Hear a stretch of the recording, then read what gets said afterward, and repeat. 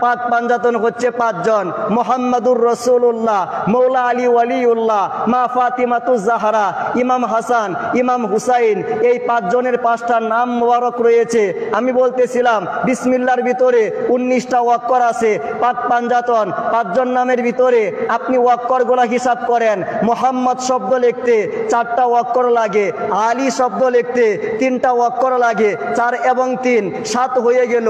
ফাতেমা শব্দ লিখতে 5টা ওয়াক্কর লাগে, 7 এবং 5 12 হয়ে গেল।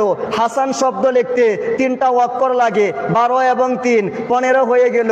হুসাইন শব্দ লিখতে 4টা ওয়াক্কর লাগে, 15 এবং 4 19 হয়ে গেল। বিসমিল্লাহর ভিতরেও 19টা ওয়াক্কর, পাক পাঞ্জাতনের ভিতরেও 19টা ওয়াক্কর।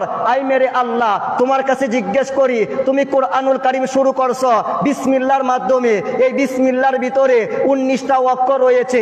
পাকে পাঞ্জাতনের ভিতরেও 19টা ওয়াক্কর রয়েছে।